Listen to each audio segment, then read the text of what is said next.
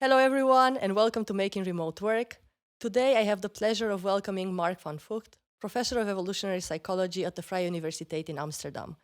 Mark, welcome to Making Remote Work. Hello, Julia. Would you be okay, Mark, to introduce yourself shortly and your research? Yes. Where to start? Well, I'm currently at the Vrije Universiteit Amsterdam. I'm the head there of the organizational psychology section, and we also have the Amsterdam Leadership Lab at the VU, where we try to build bridges between the theory and the research we do, and delivering knowledge, practical knowledge for practitioners. That's a leadership lab consisting of maybe 10 staff members, but many more affiliates, national and international affiliates from various backgrounds and various disciplines who all have an interest in leadership. I've been working at the Vrije Universiteit now for about 10 years. And before that, I was in the UK working at different universities. As a psychologist in Department of Psychology. And since probably about 2000 or so, I've gotten very interested in leadership. And so most of my work is actually on leadership, but I also have projects looking at, for example, intergroup relations, cooperation, and also some practical topics like sustainability. How do you get people to change their behaviors in sort of pro-environmental ways? Yeah, that's about it. And I have a research group with various PhD students working on various projects from the neural correlates of charismatic leadership to um, how do you optimize remote leader-follower relationships in a virtual environment? I think this will be very interesting, especially for remote leaders, either those who are just starting up companies who are working all remote, or leaders who have just found themselves during this pandemic having to lead teams remotely. So I think this will be a great discussion. But let me ask you first: do you like working remote? Some aspects of it I do like. We know from all kinds of theories about human motivation that there are three core needs that humans have as a particular sort of social species. One is autonomy, of course. Well, we get plenty of that in a sort of remote working environment, particularly at universities, where we don't have a boss who is zoomed in on us 24/7. So a lot of autonomy, but the other two motivations that humans crave are relatedness and competence.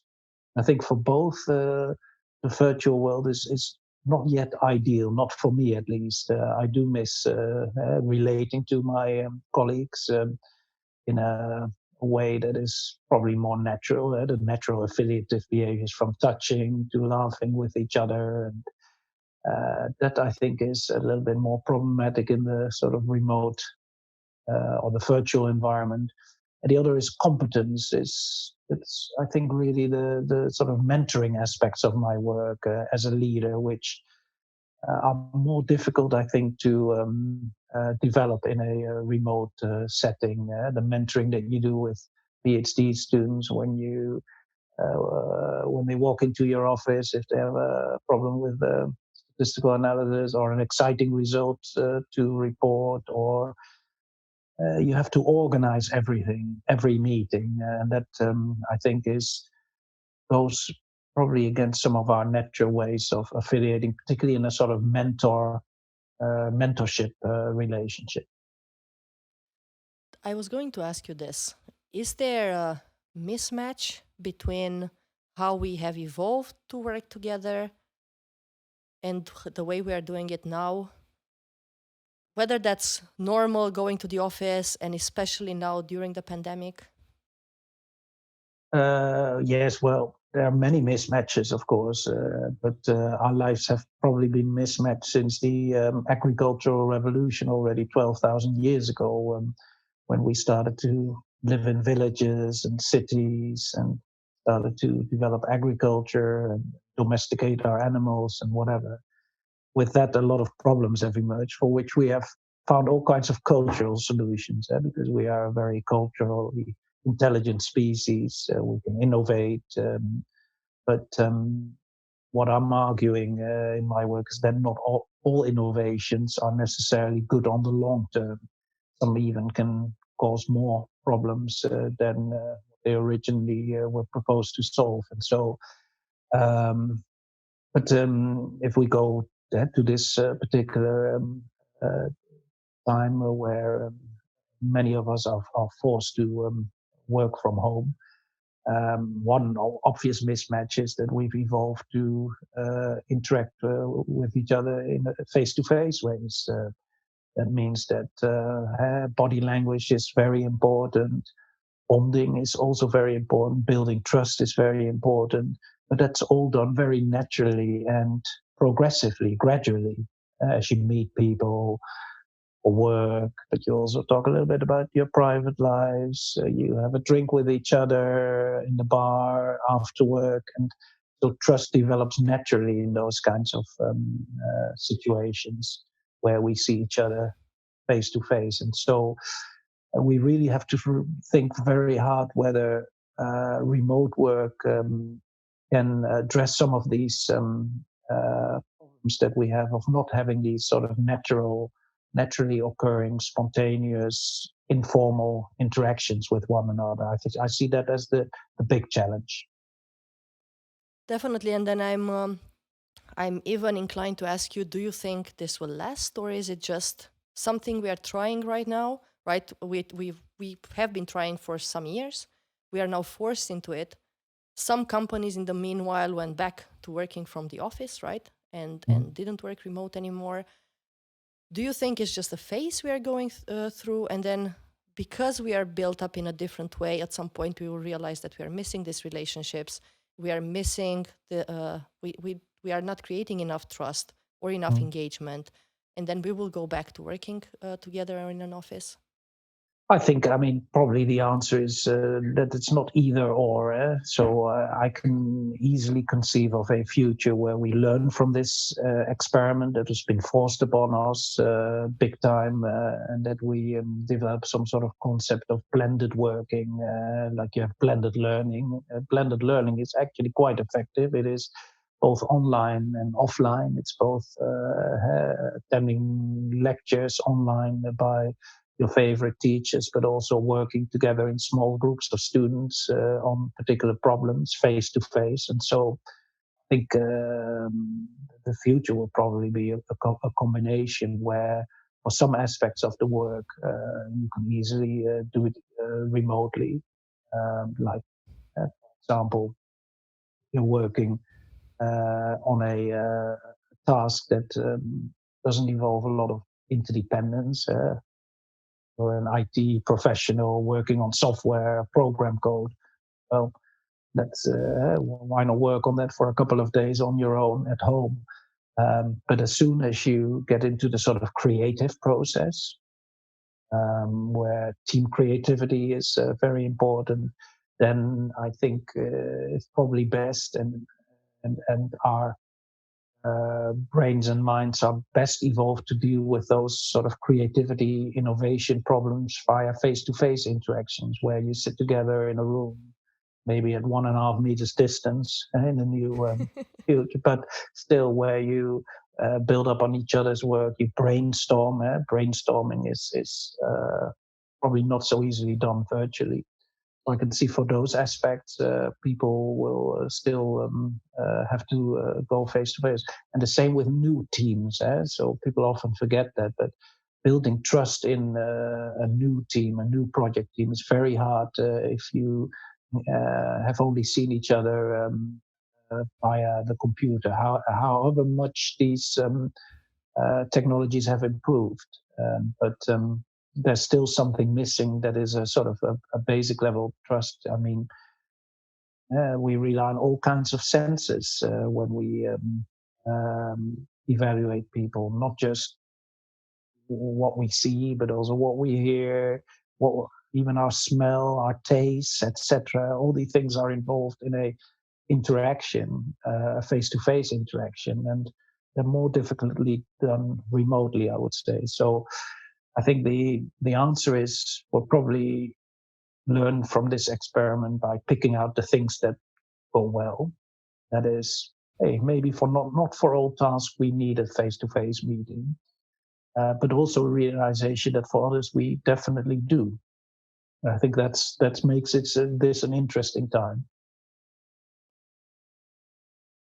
It is a time in which more and more will be trying to work remotely. I have just watched yesterday an interview with one of the biggest leaders in India, and they are planning to move 80% of their workforce remotely. And we are talking about companies like Tata, right? Really, really big ones. So there is a shift towards that right now. How do you think that shift, whether good or bad, will impact how we think about education, leadership, organizational structures, how we build communities, how we collaborate? How do you think things will change from one? Yes, I think a sort of a bigger perspective on this is let's forget about the pandemic for a moment because at some point this may be over. But what you see in happening in human evolution or human history was a shift from physical labor to brain labor, if you like, intellectual power, brain power, and so from the Industrial Revolution, where basically your labor was physical. Labor of most people was physical, but was then replaced by engineering, machinery, etc. We're now in a digital revolution due to the information technologies that we have available, and most of our work is now intellectual. Cognitive. That means all kinds of things for our education. So a lot of effort is put on our ability to do mental tasks, our cognitive ability. Um, and so, but with that also comes, and that's I think very interesting for a sort of a digital environment in which we work and learn, is that we need to learn to study and monitor each other's emotions in a better way. So what really I think is going to happen is a sort of new age of empathy, whereby even though we will work and learn remotely from each other, we are very much in tune to each other's needs. It's really important to build up trust, for example.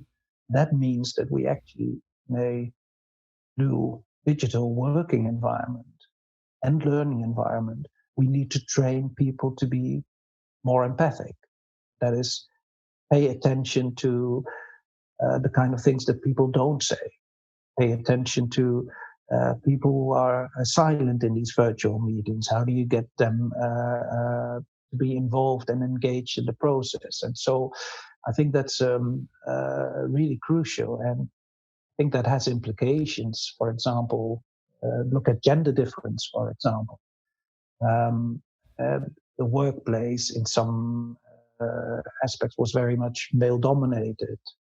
All kinds of symbols of status and power that you could show off. The big office that you have, the big company car, um, the way you dressed, and all these sort of symbols of status are virtually meaningless, I think, in a virtual world. Not completely meaningless. I'm wearing a tie for this occasion, but but and so.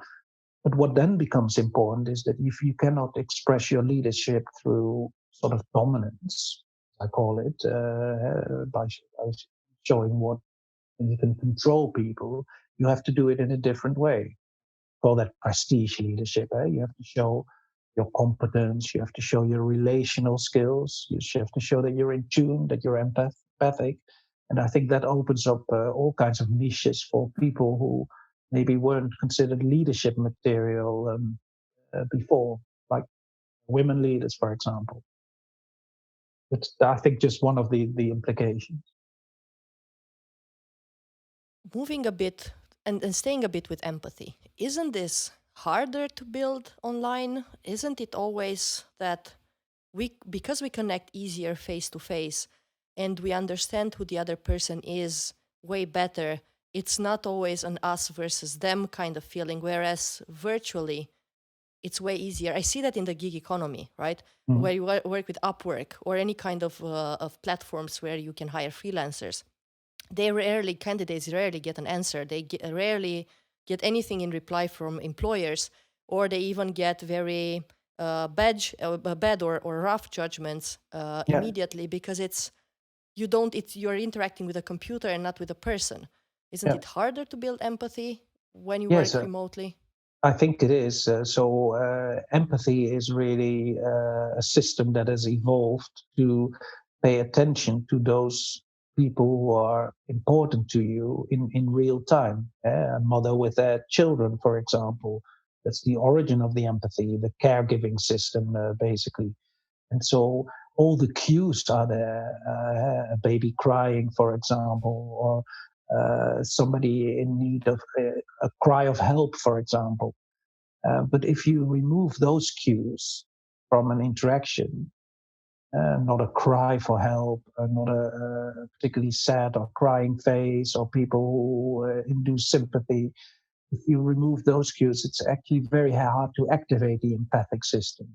And that means that our leadership runs the risk of being very directive online and even maybe very dominant, if you like. So we therefore have to train empathic skills in a virtual environment. I think that's really key so that we do pay attention to cues that indicate, even in an online environment, that somebody is not happy, somebody's switching off, somebody's not motivated.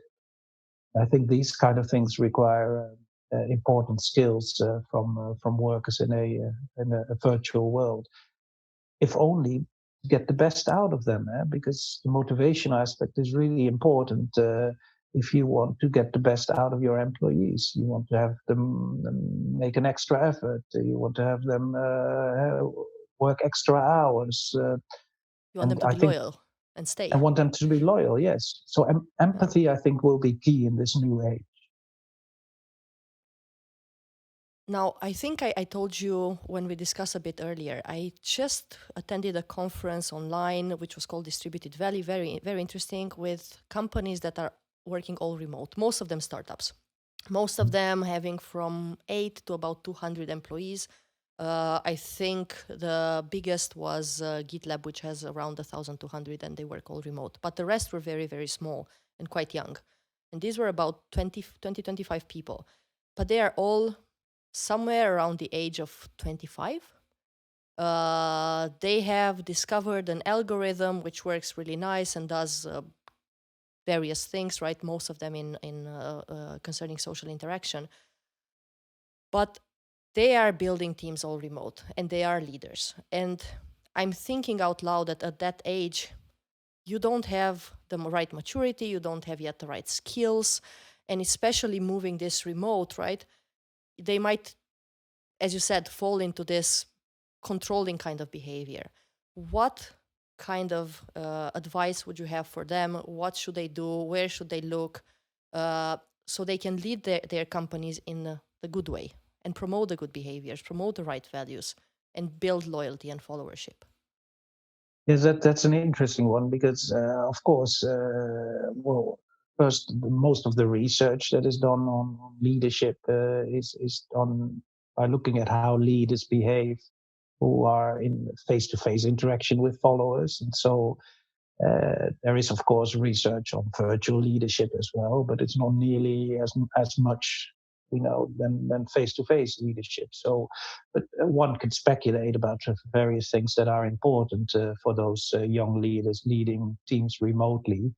One is the sort of obvious one is paying attention to individual differences, diversity. So certain personalities are better able to deal with remote working situations than others. You have to be very conscious, for example, conscientious. You have to be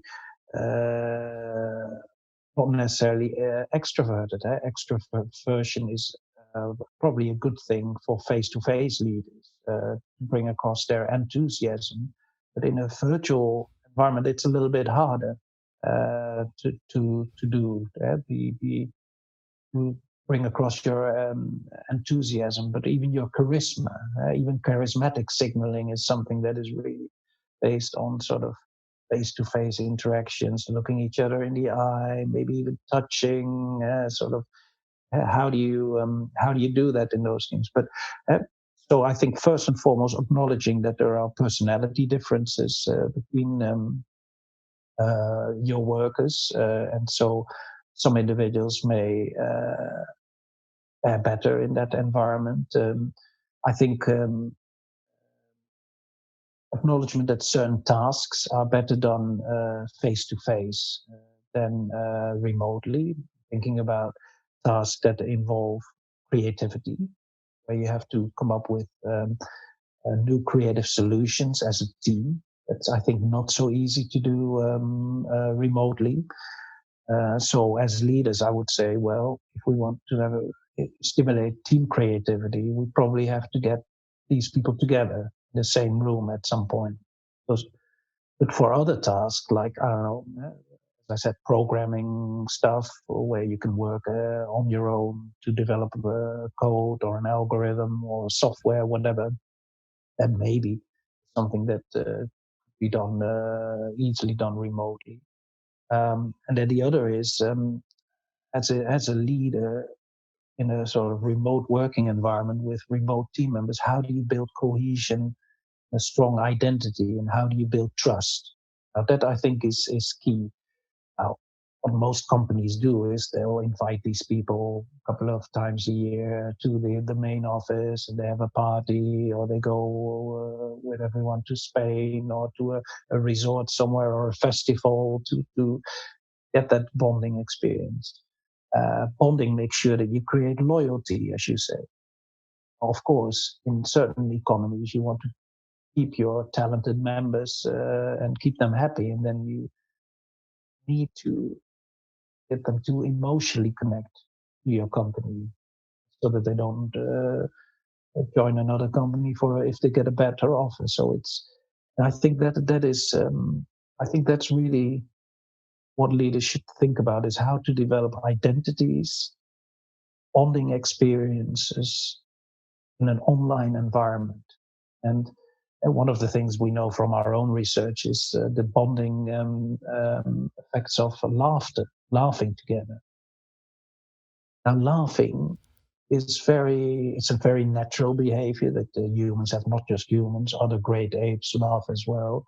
But it is very fine-tuned laughter. It's a collective experience.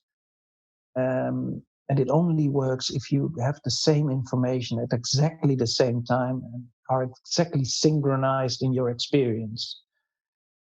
So if there is a little delay on the line when you have a stand-up comedian performing for a team, then maybe half of them will laugh and the other half haven't picked up the joke yet. And so I think these are sort of coordination challenges. But I would think leaders don't fall in the trap of only conveying technical information, or directive or task-related information online. It's easier, much easier to do, but don't forget about the motivational and the relational aspects of your leadership.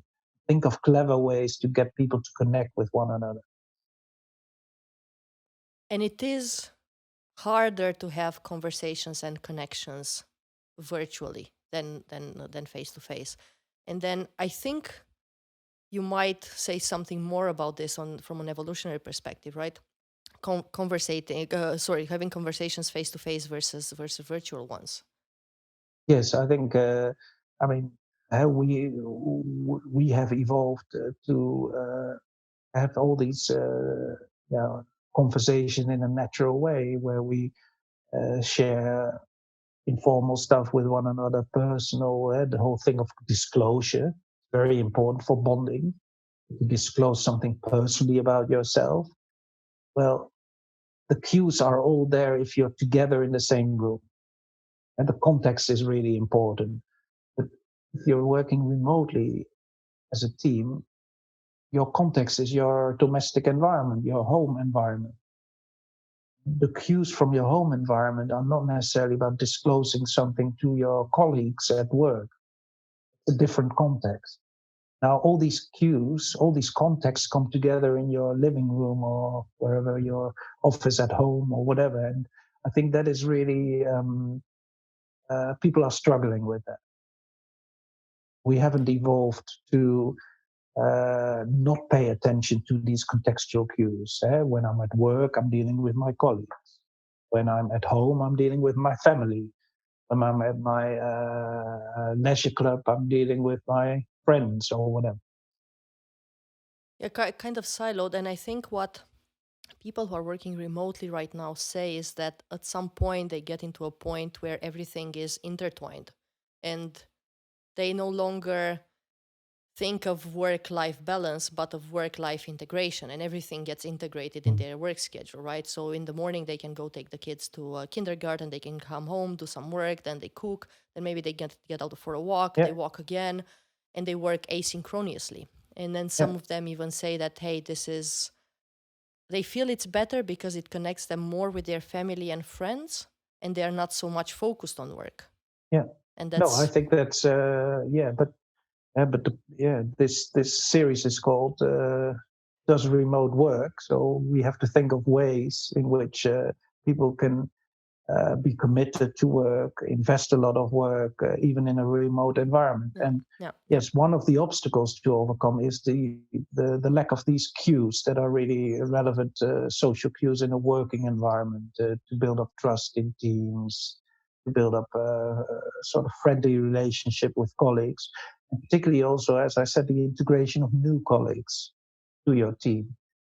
If there's no sort of face-to-face moment when you're all together, introducing people to each other, people disclosing personal information about each other, which is really important.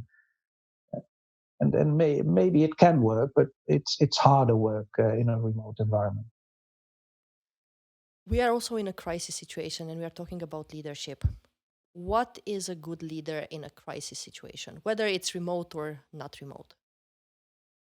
Um, yeah, so it depends a little bit what kind of crisis. So evolutionary psychologists look at different kinds of problems that humans face in groups, and different challenges probably require different kinds of leaders. So what is very interesting is, of course, that uh, generally in a crisis situation, followers want direction. They want a sort of a directive leader, powerful leader, somebody who can make quick decisions on their behalf. Um, the primary motive is protection. People want to be protected by their leader if there is some sort of crisis, external threat. So that I think is key. And good leaders, first and foremost, provide protection,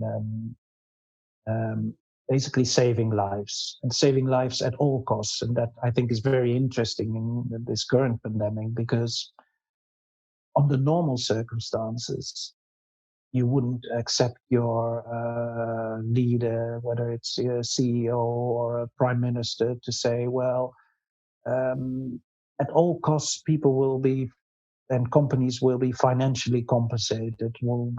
Whatever they lose in this crisis will compensate them.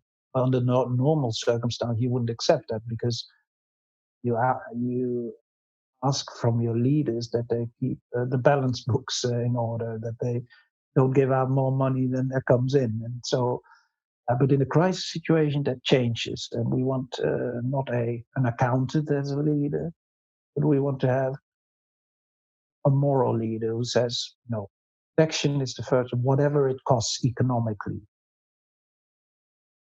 It's interesting that certain leaders struggle with that, political leaders. So people like Trump, Boris Johnson, they're populist leaders, and they think, what should I do? Should I be protecting the people, save lives, or should I be protecting the economy, if you like? So they're violating, if you like, one of the first principles of leadership in crisis, and that is offering protection, saving lives at all costs. I'm not saying that that is necessarily good or bad, but that's the sort of first instinctive reaction. And then an evolutionary psychology approach to crisis leadership would say, okay, but what is the threat exactly? Is it a war, or is it, in this case, a pandemic? It's quite a different kind of, or an economic crisis. And that's also a crisis, but of a different sort. And probably our ancestors have had to cope with all these different kinds of problems too, and have also thought of different kinds of solutions or different kind of leaders who could solve these problems. And I think what we're struggling with is that some leaders are seeing this as a war. The war is essentially a threat against an outside group that is clearly identifiable. And as long as you make sure that these people who want to do you harm are not amongst you, then that's fine. So that's sort of leads in our minds to an appreciation of more sort of aggressive leaders. If you don't have an aggressive leader, at least they have enough anger and can resort to violence if needed to attack the other group or defend themselves against the other group. Framing this pandemic as a sort of war situation is, I think, is misplaced. It's not probably the right strategy. Why? Because the enemy is not clearly visible. Not one sort Not of at all. Yeah. an aggressive response. What does that mean by anger? Why would you be angry? I mean, well, how does that help? I think that's probably counterproductive. And so, what you then may see is leaders becoming more effective that are not necessarily aggressive. They are directive, but they have a very strong concern for public health, the health of the people, which I think is crucial, of course, in this pandemic crisis. And one of the cues, I think, of a leader who protects the public health is how much do they care about their own health? And so just thinking about Boris Johnson, for example, just as an example, who, I mean, people in the UK might be thinking, well, should I follow a leader who doesn't even care about his own health necessarily? I mean, if he doesn't even care about his own health, how can he protect the public health? And so, what I think you see emerging, but of course we need more data to support that, is that leaders do better in terms of protecting their country if they are more concerned about the public health. Now, one relationship that has been anecdotally explained is the relationship between having a scientist as a leader in a crisis like this and the effectiveness of the response.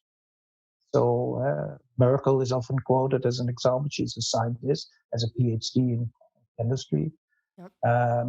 And so having a scientist as a leader may well help to be a much more adequate response than having a war leader, if you like. And we know from research that our colleagues have done in evolutionary psychology that on the whole, also women are more concerned about health than men, or generally about the health of their families, public health, more hygienic than men generally. And so, interestingly, this opens up all kinds of new sort of hypotheses about what kind of leaders are best equipped to deal with this crisis. And of course, only time will tell as we do more research. But yeah. But it is interesting. And I do want to ask you, as an evolutionary psychologist, why is it so hard to change behaviors? Why was it so hard to have people stay at home? Right? We are not at war. All we need Mhm. to do is sit on the couch, work from home, sit with our families, enjoy the sunny weather, whether that's a balcony or just doing social distancing, wash our hands, uh, use our hands to cover our mouth and nose when we sneeze or cough. Why is it so hard to change behaviors? Well, I think, there's sort of two ways to answer this question. One is with this specific pandemic, the hard thing is because we ask people to do things that they would not naturally do. So the sort of natural response to a crisis is to affiliate with individuals that are closest to you, family members and what have you. And we're now asked to socially distance ourselves from them. So the sort of gut response, the primary response is to affiliate, and now we have to distance. So that I think makes this particular crisis quite hard to deal with. We are asked to suppress our natural instincts in many ways as social animals. And then the second part of this answer is that we know from all kinds of health intervention programs that people will only change behavior if they see a personal threat to their personal safety, they experience an individual threat, and the costs of the new behavior are not excessive. If they are excessive, these costs, then it is harder for people to change. And so you can pinpoint certain groups that will comply more and will find it easier to change their behaviors. That is those most at risk, personally. They feel a personal threat. The elderly people, people with some underlying disease, but also people who have, for example, vulnerable grandfathers and grandmothers, or fathers and mothers that they care a lot about. Those people will see a sort of but the people who don't then find it more difficult to comply. Young people, for example, they don't experience an immediate threat to their health and well-being. For them, the costs are quite large because they're at an age, particularly teenagers like my son, for example, who's 17. I mean, all their biology says you should go out and get involved in new networks, meet new people, expand your horizon. But you're now being asked not to do all these things. For them, it's particularly hard. And so, if you look in my country, the Netherlands, at where the violations come from of these social distancing rules, they're mostly from younger people, I would say. I understand. We were talking about an economical downturn, right? And this crisis is just looming as well. Mm. What is your prediction on how employees will behave while this is happening, right? And it just feels like it's there, Yes. knocking at the door. Yeah, so after the pandemic crisis, there is an economic crisis. I mean, that's I think that is for sure, and that's probably already happening. The signs are all there. Um, I mean, it's interesting because economic cycles also make people respond in very different ways. So we had an economic crisis, of course, in 2008. And what happens generally during an economic crisis is that there is basically a lack of resource or more competition for resources, I should say. Competition for jobs, competitions for money, competitions for whatever you want. Competition increases. And what you see then generally is, well, probably a positive response is that people become more satisfied about their current job.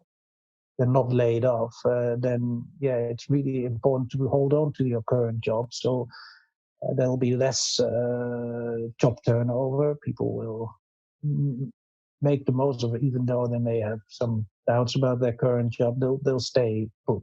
I think that in some industries actually maybe a positive response. At the same time, I think what may also happen is that people become very much concerned about their the safety of their job. So they become very much focused on what they currently have, and they're not investing in the future.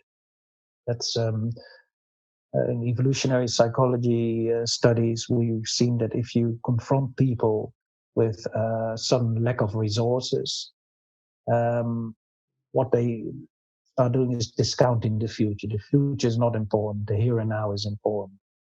So as a result of this economic crisis, individuals, but maybe also organizations, will be looking at the short term.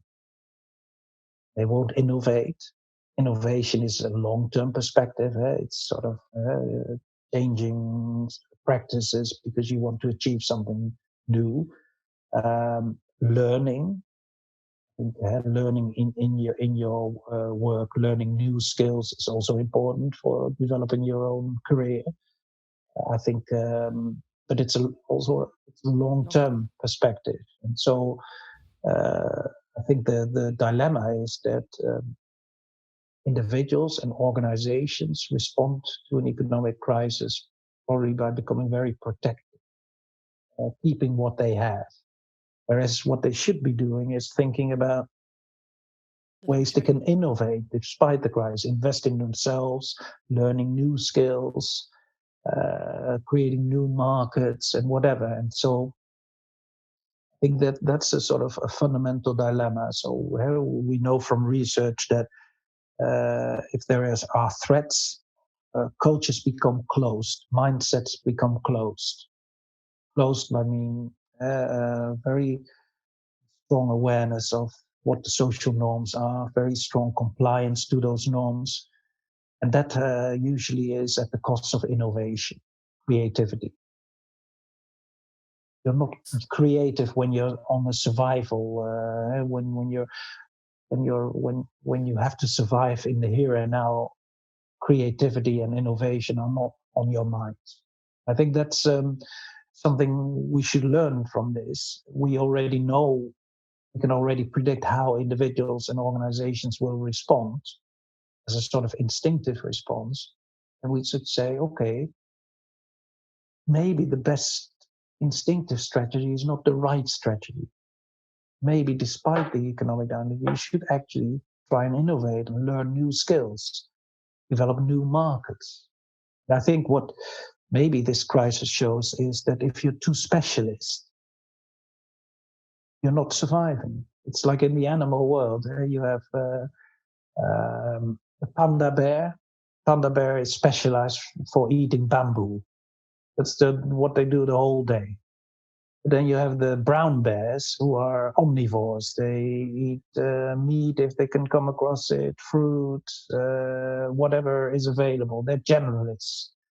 Now, certain conditions are good for specialists, others are good for generalists. And I think specialists thrive in what they call the Goldilocks conditions. They're absolutely, it's like the orchid in the forest, just exact the right temperature to flourish. And then they'll thrive much better than a generalist would. It's not the orchid, but what is it called? Well, dandy flower or something like that. Dandelion. Dandelion, yes, survives in Okay. all kinds of Yeah. environments. The generalist. Yeah. And I think what maybe comes out of this crisis is that you're too specialist in a particular niche market, maybe you won't survive. If you're, an example, if you are a restaurant, you may go down. But if you were always not a restaurant, but also a takeaway, a more generalist kind of approach, then you actually may survive during this crisis. So that's maybe also a lesson that you probably Is can. that more down to adaptive behavior and just general intelligence to be able to Maybe shift that's a and marker. flex? Yes, it's a marker of that sort of. It means that you're hedging your bets, if you like, you're not investing in one thing and one thing only. That suddenly may not be profitable anymore, but you've also been on the lookout for other ways to make money, diversify. Mark, if you were to have some final thoughts, recommendations from an evolutionary psychologist perspective to the audience, what would be those? Regarding what specifically? Remote work Either or remote crisis work, leadership? leadership, crisis, Um, or all of them. yes. Well, I think what a crisis does is sort of it.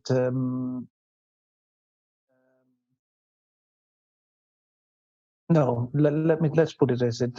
We have a lot of instincts that we use to get around all kinds of problems that we encounter on a daily basis.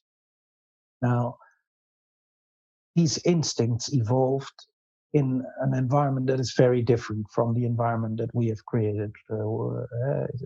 We evolved in small scale communities, I don't know, 50 to 100 individuals, all closely connected to one another, with relatively simple problems to deal with, if you like. So, if we're then confronted with a new environment, there's the possibility of mismatch. And so,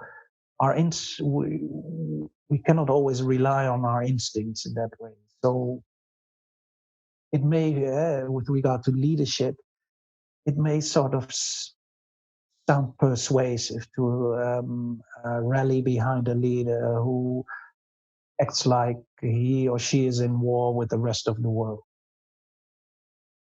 But I think hopefully we can use our intellect, our rationality, which is something that comes much later in our human evolution. Try and think, no, for this kind of problem, actually having a sort of authoritarian, aggressive, dominant leader is not the way forward. I think the same with how we handle an economic crisis. If we see it as something that we fear, our instinctive reaction is survival. But maybe we are not in a situation anymore where everything is a zero-sum game. I mean, probably in our ancestral environment, we dealt with zero-sum games. If you had a piece of meat, another person wouldn't have it. But our economy is not a zero-sum game, because if we work together, we can actually achieve much better things. And so maybe the instinctive reaction in the crisis is to become more selfish, look after your own interests and those of your close family, but thinking a little bit more like more using our intellect, we may think, no, actually economic crisis also delivers opportunities for new forms of collaboration, for innovation. It's not our instinctive reaction, but it may be the best strategy given the new circumstances. So maybe the message, and maybe I'll leave it with that, is maybe we should probably suppress some of our evolved social instincts and maybe rise above them in some ways and create new ways of working, create new ways of interacting with people that may be possible. Mark, thank you very much for your time today. You're welcome. How was it?